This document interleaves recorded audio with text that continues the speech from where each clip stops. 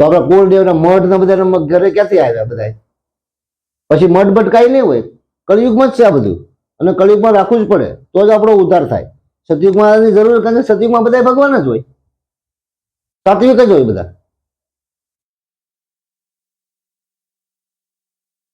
હવે આ જે મેં તમને આરા દાખલી બતાડ્યો ભૈરવનો, એમાં આત્મજ્ઞાનની વાત કરી, બરોબર? પિંગલા પિંગલા સૂક્ષ્મણા ત્રિવેણીમાં આવવાનું, પછી ઠેઠ સમાધિ લક્ષ થઈ જવાનું. આપણે સમાધિમાં હર ઘડી હર હંમેશા આપણે સમાધિમાં જ હોઈએ છીએ, પણ ખબર ક્યારે પડે? યાધિ વ્યાધિ ઉપાધિને આપણે કાઢી નાખીએ ને એટલે સમાધિ હોય જ તે. પણ આપણે યાધિ વ્યાધિ ઉપાધિ કાઢી શકતા નથી, એટલે સમાધિ લગી આપણો કોન્ટેક્ટ થતો નથી. બાકી સમાધિ હર હાલ હર ઘડી હર હંમેશા આપણામાં લાગેલી હોય જ છે. સમાધિ લગાડવી પડતી નથી કાંઈ. મેડિટેશન કરીને ધ્યાનમાં બેસીને તમે સમાધિ લગાડો નહીં, સમાધિ આપણે ઓલરેડી હોય જ છે લાગેલી.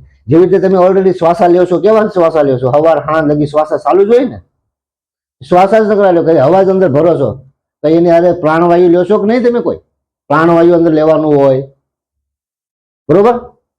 ચેતના, પ્રાણવાયુની અંદર ચેતના હોય ત્યારે આપણે આત્માની અંદર પ્રફુલ્લતા આવી જાય, ત્યારે આપણે નિજમાં પ્રવેશ થાય, નિજ અંદર નિજાનંદ બની જાય, આત્મજ્ઞાનમાં અંદર ઓતપોત થઈ જાય.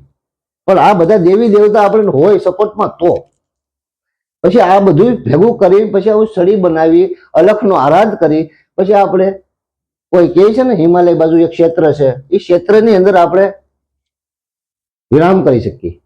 એવા એવા પૃથ્વીમાંથી ઘણા એવા સાધુ સંતોના જમાગરા છે કે અહીંયા સમાધિ લઈ લે અથવા મરી જાય પછી એનો આત્મા ન્યા વયો જાય. એવી ગુપ્ત જગ્યાઓ ઘણી છે. જેમ કે હિમાલયમાં એક ક્ષેત્ર એવું છે, અદૃશ્ય છે, દેખાતું નથી પણ છે. કોઈ ઈલારનો માણસ હોય તો ન્યા હોય. સંતો બધા ગયા છે, સાંઈબાબા છે, સમાધિ લીધી સાંઈબાબા છે, બરોબર? બાપા સીતારામે સમાધિ લીધી, બાપા સીતારામ પણ છે, બધા છે દેવી દેવતા સત્ય. તો આપણે ત્યાં જવું હોય તો આવું બધું કરવું પડે. મારે ત્યાં જવું છે એટલે હું આ બધું કરું છું, સમજ્યા? આ બધા મરીને જાય છે, ક્યાં જાય છે? મરીને જાય છે, ત્યાં મારે જવું છે, સમજ્યા? પણ હું જીવતા જવાનો પ્રયાસ કરું છું. મારી વાત સમજાય છે ને? અમુક અમુક કમેન્ટ એવા આવે છે ને એટલે હું આ કમેન્ટનો જવાબ પણ આપું છું. આમ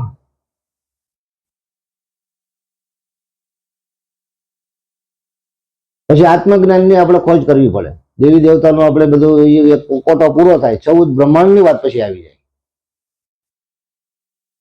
પછી ઈંગલા પિંગલા સૂક્ષ્મણા સૂર્ય ચંદ્ર, પછી એને હલગરવાની આપણી પાસે ક્રિયા હોવી જોઈએ કે ડાબી ક્યારે હલ કરવી, જમણી ક્યારે હલ કરવી, સુરતા કોને કહેવાય, નૂરતા કોને કહેવાય, ઓહમ કોને કહેવાય, સોહમ કોને કહેવાય. ધ્યાનમાં શાંતિથી બેસીને આમ કરો છો, સો મોઢું બંધ કરીને તો અંદર ઓટોમેટિક સો અંદર જતો હોય, પછી શ્વાસ બહાર નીકળે એટલે એમ કરી બહાર આવતો હોય. સો સો આપણે કેમ ઓલું મરા મરા બોલીને રામ રામ થઈ જાય, એવી રીતે સો બોલતા બોલતા હંસો હંસો હંસો થઈ જાય. ત્યાં લગી મેડિટેશનમાં અથવા ધ્યાનમાં બેસવાનું છે. પણ ત્યારે આ દેવી દેવતાની તમામ સાધના કર્યા પછી વિલ પાવર પોતાના આત્માની પોતાના શરીરના બળથી નહીં, નકર અધવચ્ચે લટકી જાય, ભટકી જાય, પછી કોઈ ઉતારવા સમાધિમાંથી ન આવી શકે. કારણ કે આપણી પાસે આટલી તાકાત નથી બ્રહ્માંડની અંદર વિરહ કરવું. આખા બ્રહ્માંડમાં વિરહ કરવો હોય તો આપણી પાસે તાકાત નથી, કારણ કે આપણો એક જ આત્મા છે. આપણે ઘણા આત્માની જરૂર પડે આમાં સપોર્ટ. અત્યારે ચૂંટણી લડે તોય ટેકો લે છે, ખબર છે ને? તો આમાં ટેકો જોઈએ દેવી દેવતાનો. મારી વાત સમજાય છે ને?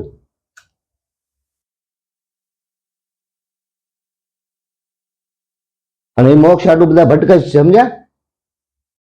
દેવી દેવતા છે ને એ પણ મોક્ષ હાટું જ બધા ઉભા છે, કારણ કે એનો વારો હજી નથી આવ્યો તો આપણો વારો ક્યાંથી આવી જાય?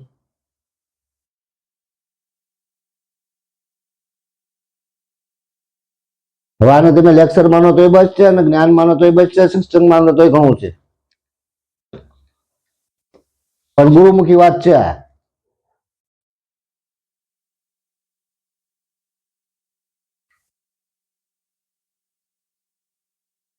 ગુરુ મંત્ર કહે છે ને, ધ્યાન મૂલમ ગુરુ મૂર્તિ પૂજા મૂલમ ગુરુ પદમ મંત્ર મૂલમ ગુરુ વાક્ય મોક્ષ મૂલમ ગુરુ કૃપા.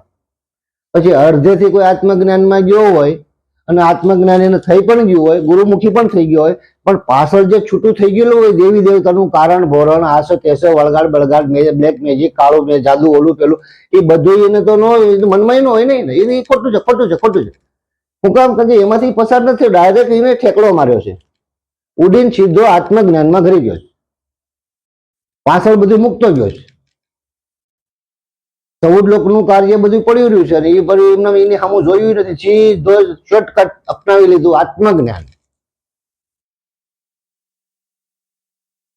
શોર્ટકટ આત્મજ્ઞાન થાય, દેહનું કલ્યાણ પણ ન થાય, પાછળ આપણા છોકરા દખી થાય, આપણા જે વંશ વારસો એ દખી થાય. કબીર સાહેબે કીધું છે કે કબીરનું જે જ્ઞાન છે એમાં ચોખ્ખું કીધું છે કે સતનામ સાહેબ બોલવાથી 78 પેઢી તરે. તો એ સાચું જોઈએ ને. પછી અધવશેથી ધર્મ અપનાવતા હોય તો એના દેવી દેવતા કારણ ભોરણ વળગાડ શિકોતર શિકોતરું હુરધન ભૂતપલી ડર ડાકણ સૂળ સામઠી આ બધું ક્યાં ગયું? આ બધું હોય તો આત્મજ્ઞાનમાં ઇન્વોલ્વ થઈ શકાય. એની અંદરથી બધેથી પસાર થઈ બધેથી વળાંક આવતો જ હોય. આ તો બધેથી ડરવું છે ને આત્મજ્ઞાનમાં ઘરી જવું છે, સીધું ડાયરેક્ટ શોર્ટકટ ભગવાનને પ્રાપ્તિ કરી નાખવાની છે. ભગવાન તમારી અંદર જ છે તો તમે આ બધું કરી શકો.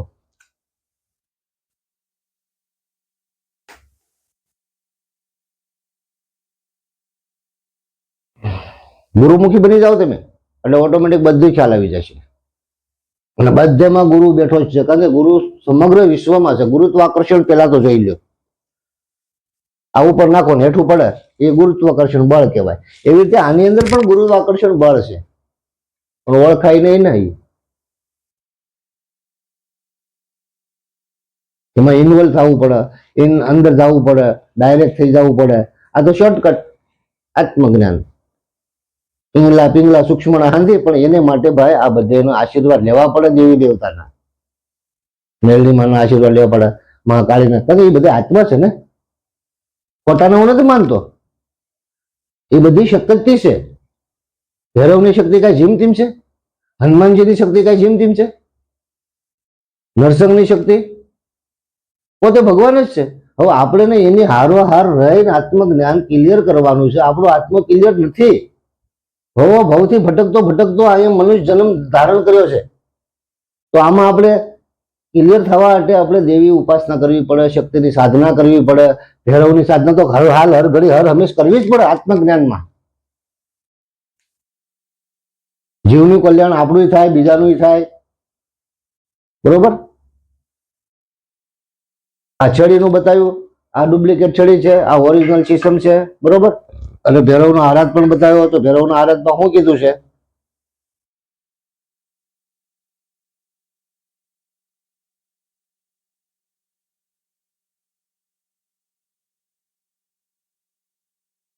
ભૈરવના આરાધમાં શું કીધું સાંભળજો. ઓમ ગુરુજી મહાકાલ પુરુષ ઓહમ સોહમ કારા તેજો में तेज महातेज તમારા અણી અણી નવ દ્વાર. શું કીધું? નવ દ્વારમાં છે શૂન્ય કારા. 9 દ્વારમાં છે શૂન્ય કારા. હરદમ ખેલે કાલ નિરંજન નારા. काल निरंजन अलग पुरुष नित निरंतरे दर्शे 10वें द्वारा. काल पुरुष की घटिका जो कोई जाने ये योगी साधक महापद ने माने. 10 द्वार नहीं शब्द के सुनकारा. महाकाल सूक्ष्म का. હું કીધું? महाकाल सूक्ष्म का पुरुष का वहां है द्वारा. काल निरंजन शब्द भय कूशी काला तेना बोल खोल गुरु गोरक्ष नाथ जीए कहा सुनो बालीनाथ.